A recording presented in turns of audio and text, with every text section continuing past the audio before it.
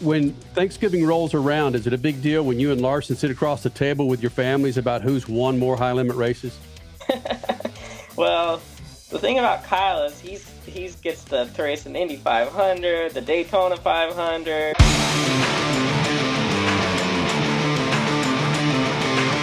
Back in the Freak Nation, the Big Cat. You like that one?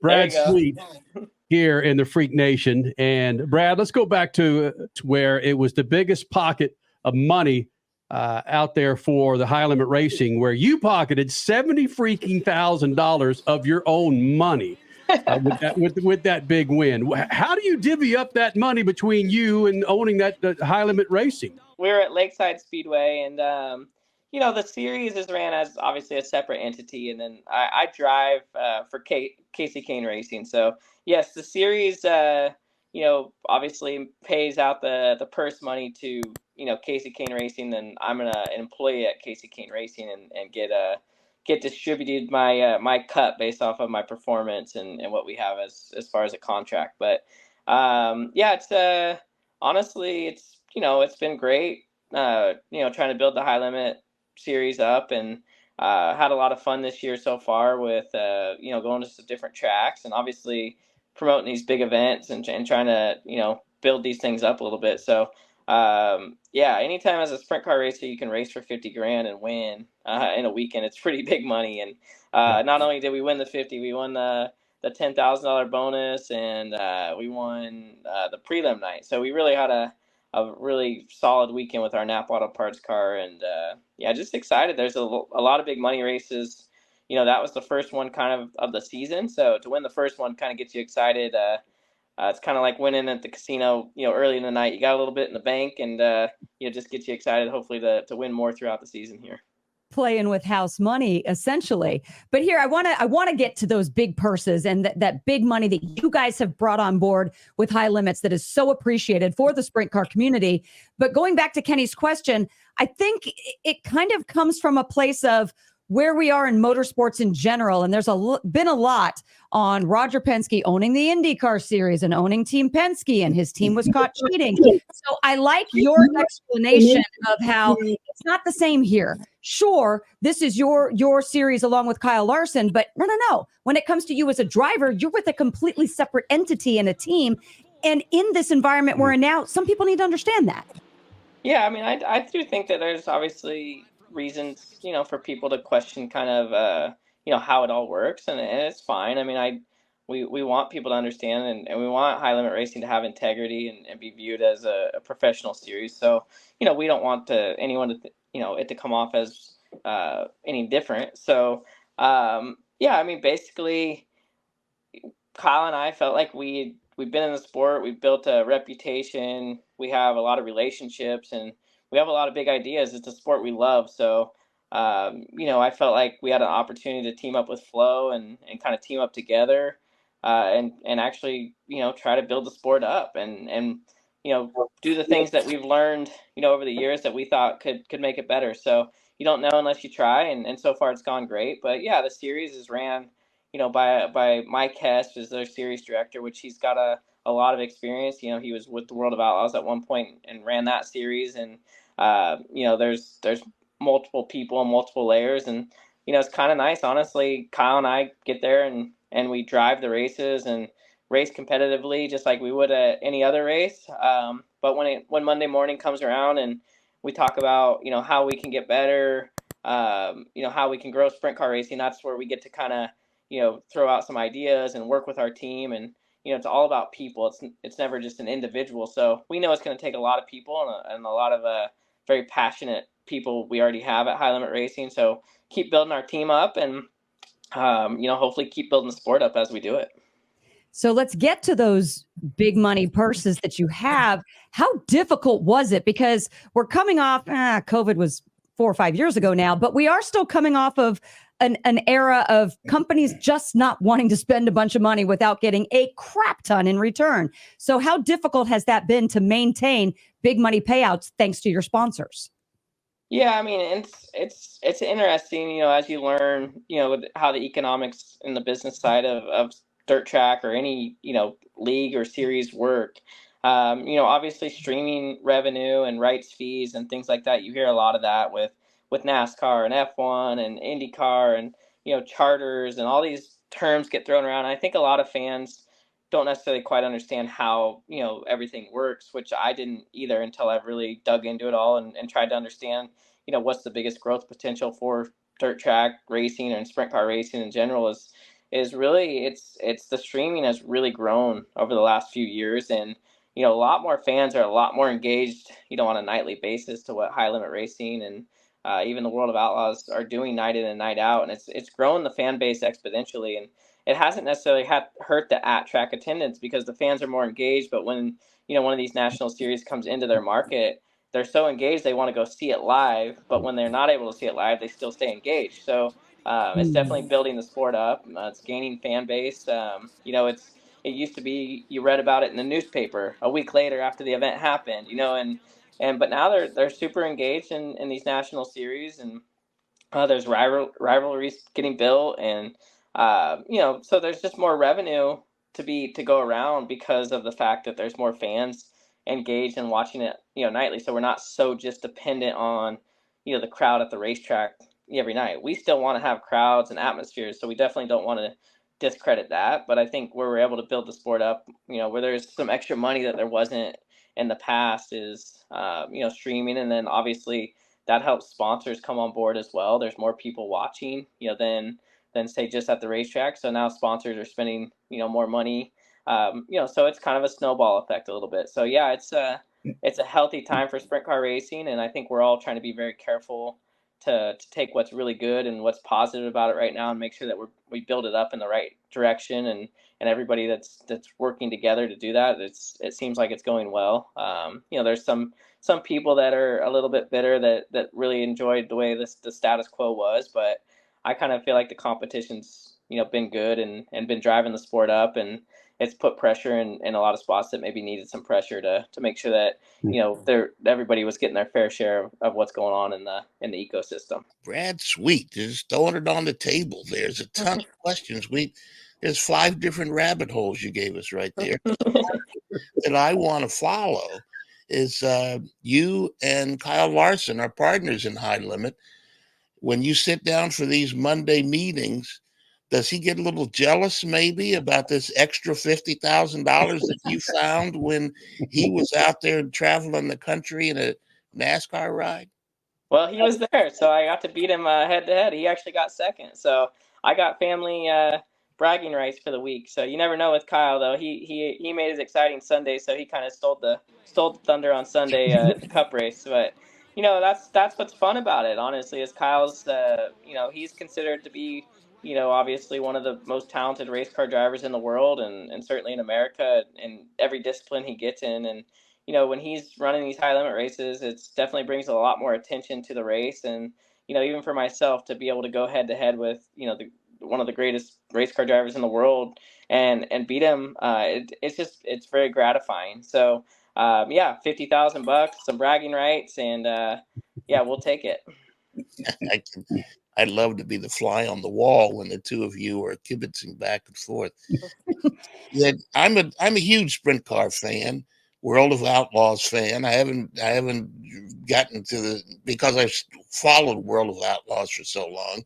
I know that's not a good thing to bring up in this conversation, but the fan you mentioned, the fans are getting a lot more sophisticated. They're learning a lot more, maybe from streaming or social media or wherever. How do you double down on that so that High Limit can capitalize on that growth and become financially more viable going forward?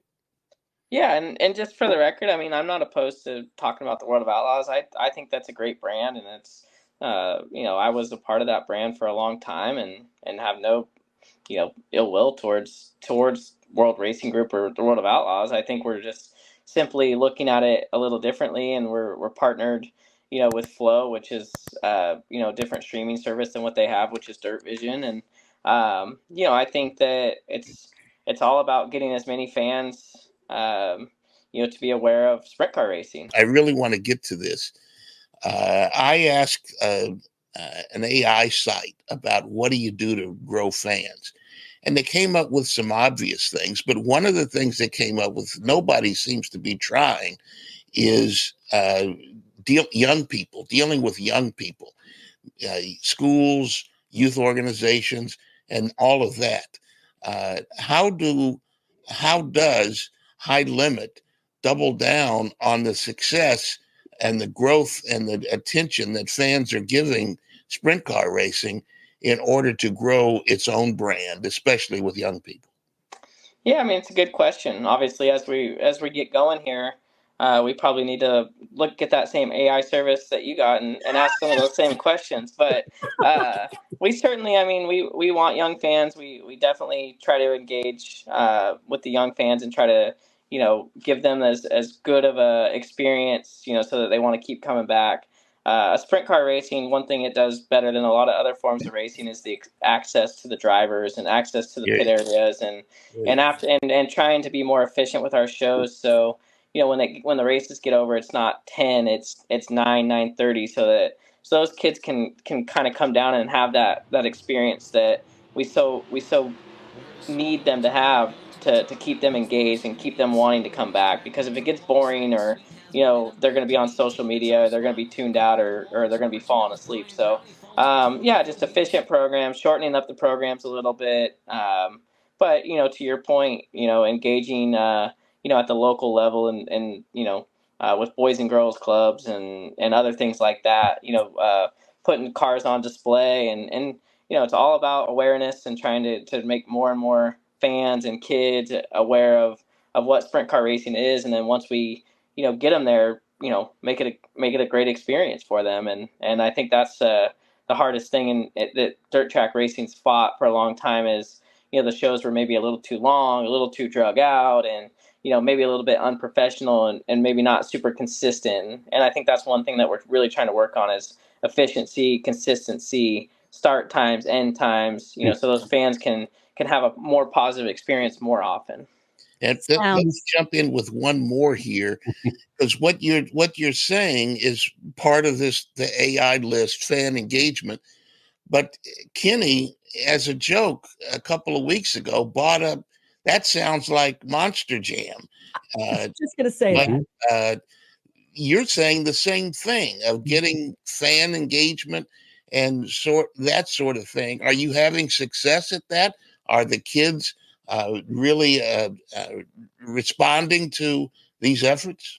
Yeah, I think so. I mean, you never you never know exactly what you're accomplishing overnight. You kind of have to watch your body of work pay off over the course of a few years. So, we're chipping away at it, I feel like, nightly, but I don't know that we'll ever see the total, outcome or reward of what we're doing, with the fans until, a year or two goes by and, more and more people talk about their experience and that kind of organically grows. You can tell everybody you're going to do something, but until they come and experience it for themselves and tell their friends, and then you grow the brand a little bit more and a little bit more, hopefully we'll kind of see that reward, over a long period of time of, getting those fans and kids more engaged to create a better fan experience. And that goes all the way to the kids for sure, because if the kids are not having fun, then dad's not having fun. And, so it needs to work for everybody to keep growing the sport. That's for sure.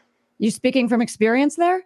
Exactly. Yes. And that's all moms and dads want, right? Is they want to be able to watch the race and they don't want their kids, miserable or complaining, because otherwise they're not going to come back. Because trust me, your kids run the show. That's what I've learned. I mean, Brad, think about this though. I've got me a 20-ounce Budweiser up in the stands. If I could just drink that Budweiser and not put it down and have to go take the kids out back or to go do this or do that just to enjoy racing. Because they're entertained in front of them. Finish that Budweiser without worrying about the kids, brother. You've captured it.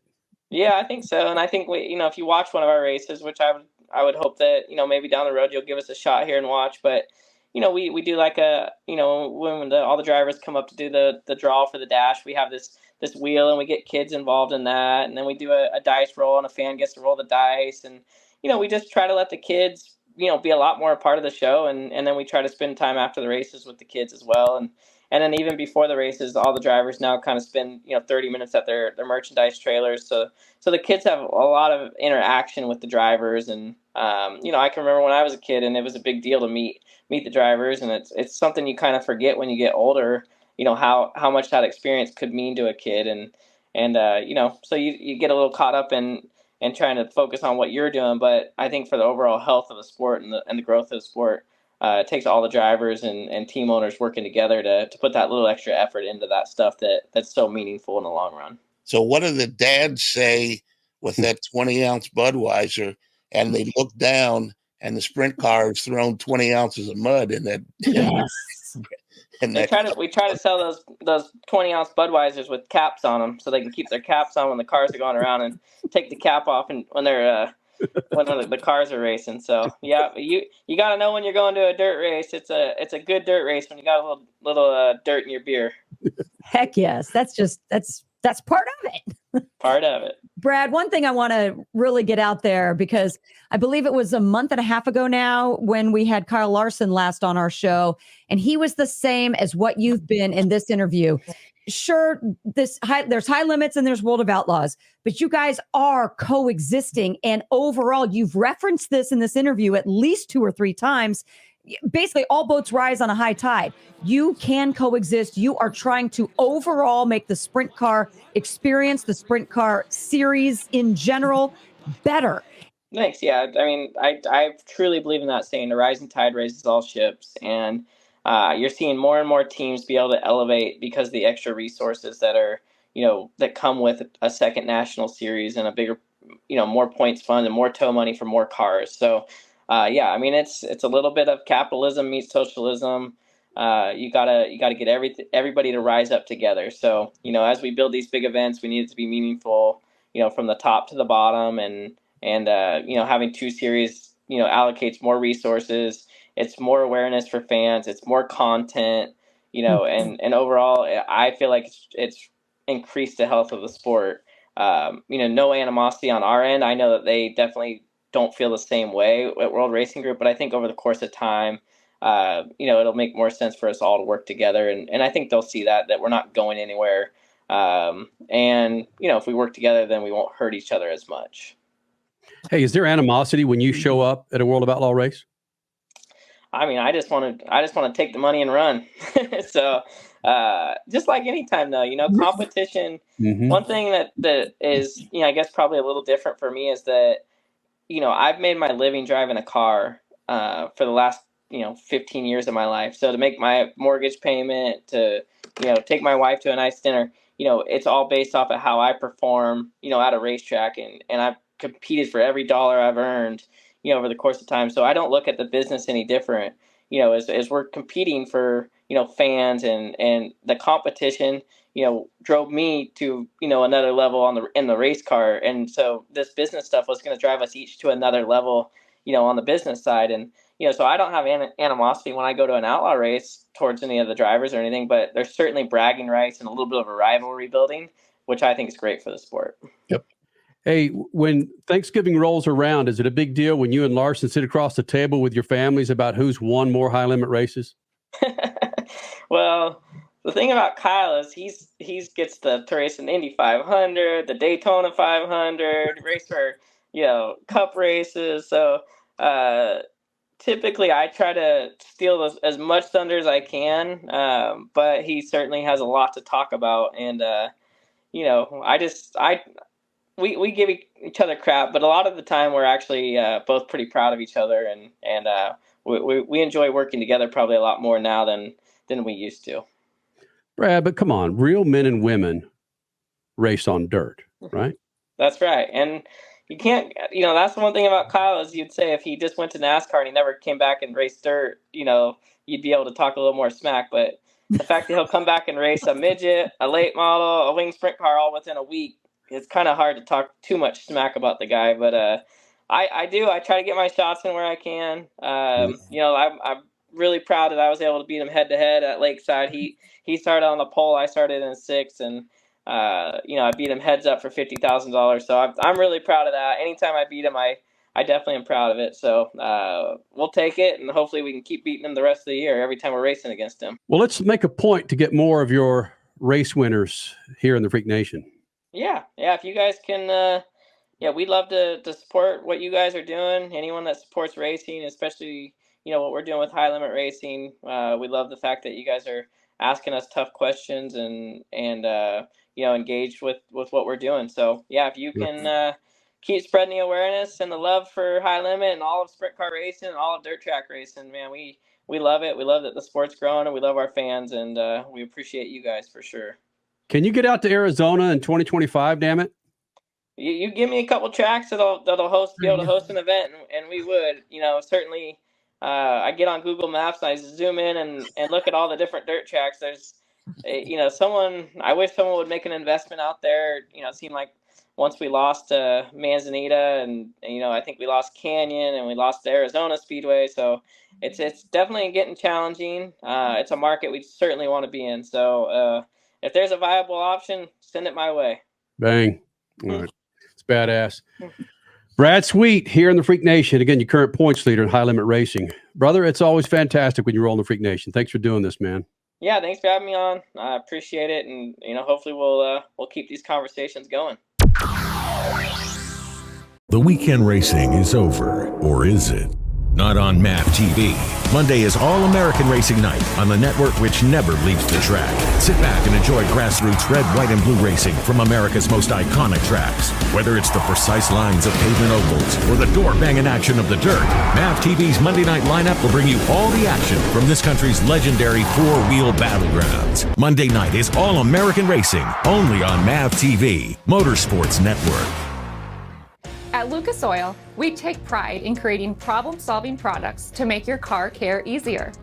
We protect your vehicle and make it run longer so you can focus on the things that matter most. Lucas Oil, it works.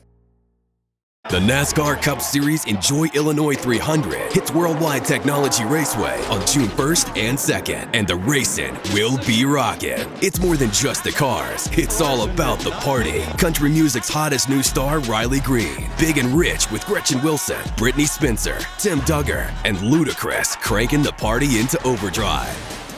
There's something for everyone, and your access to the Confluence Music Festival is included with your race ticket. Go to www.raceway.com now.